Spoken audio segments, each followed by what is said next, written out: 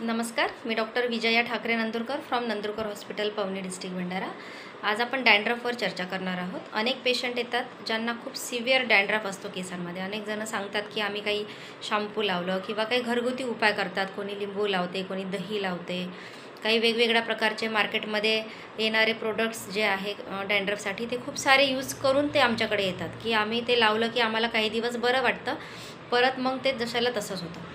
तर डॅन्ड्रफ हा खूप अनेक कारणं आहेत डॅन्ड्रफ होण्याचे। बघा, सगळ्यात मेन आहे जर तुम्हाला खूप ड्रायनेस असेल तुमच्या स्काल्पला, जर तुमच्या स्काल्पमध्ये खूप ड्राय असेल, त्याच्यामुळे खूप जास्त स्केल तिथे तयार होतात, त्याच्यामुळे सुद्धा तुम्हाला डॅन्ड्रफ होऊ शकते। तुम्ही जर रेग्युलर ऑइलिंग तुमच्या केसांना करत नसाल त्याच्यामुळे सुद्धा डॅन्ड्रफ होऊ शकतं। पोल्युशनमुळे जर तुमचं काम खूप डस्टच्या ठिकाणी असेल, खूप जास्त पोल्युशन जिथे आहे एखाद्या कोणत्या फॅक्टरीमध्ये किंवा जिथे तुमचं वर्क प्लेस आहे तिथे जर खूप जास्त डस्ट असेल तर त्या धुळीमुळे डस्टमुळे सुद्धा तुम्हाला डॅन्ड्रफचा त्रास होऊ शकतो।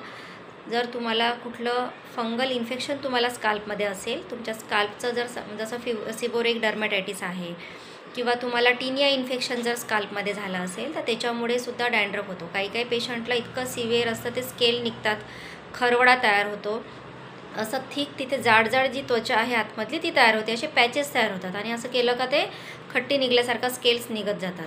तर अशा एक सोरियासिस पण एक कॉमन डिसीज आहे स्काल्पचा, ज्याच्यामध्ये खूप जास्त सिव्हिअर डॅन्ड्रफ आणि स्केल फॉर्मेशन तुम्हाला तिथे स्काल्पवर होत राहते।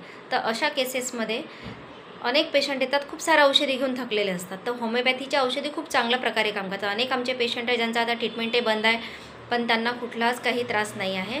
पूर्ण त्यांचा जो डॅन्ड्रफ आहे हा पूर्णपणे समूळ नष्ट झाला आहे होमिओपॅथिक औषधांनी। औषधी जे आहे ते कमी करतं, तुमचं नवीन तयार होणंसुद्धा बंद होऊन जाते आणि पूर्ण समूळ हा आजार तुमचा नष्ट होऊ शकतो। फक्त तुम्हाला औषध थोडं रेग्युलर, होमिओपॅथीमध्ये सुद्धा वेगवेगळ्या प्रकारच्या ट्रीटमेंट देतात। आम्ही काही स्प्रे येतात जे आम्ही रेग्युलर यूजसाठी पेशंटला देतो। इथे पण आम्ही दर 15 दिवसांनी असं त्याच्या सेटिंग असतात, 3-4 सेटिंग ते आम्ही पेशंटला स्प्रे करून देत असतो। त्यानंतर मेन आहे पोटातून औषध, म्हणजे बाहेरून लावायचं तेल, शॅम्पू हे तर राहणारच होमिओपॅथीचं, परंतु तुम्हाला इंटरनली जोपर्यंत तुम्ही पोटातून औषध नाही घेणार, त्याचे जे मूळ आहे, जे कारण आहे ते जोपर्यंत जाणार नाही, त्याच्यासाठी आपल्याला पोटातून औषध घेणं खूप आवश्यक आहे। तर तुम्ही नक्कीच पोटातून औषध आणि एक्सटर्नल ॲप्लिकेशन हे दोन्ही आपण सोबत जर सुरू ठेवलं तर नक्कीच आपण डॅन्ड्रफपासून मुक्तता मिळू शकतो।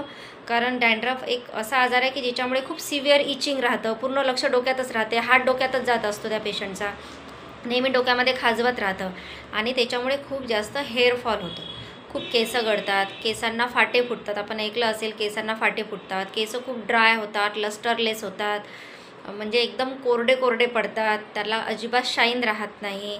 तर अशा वेळेस नक्कीच तुम्ही होमिओपॅथिक औषधांचा उपयोग करावा। शॅम्पू पण येतात, ऑइल पण येतात आणि औषध पण सोबत। थँक्यू, धन्यवाद।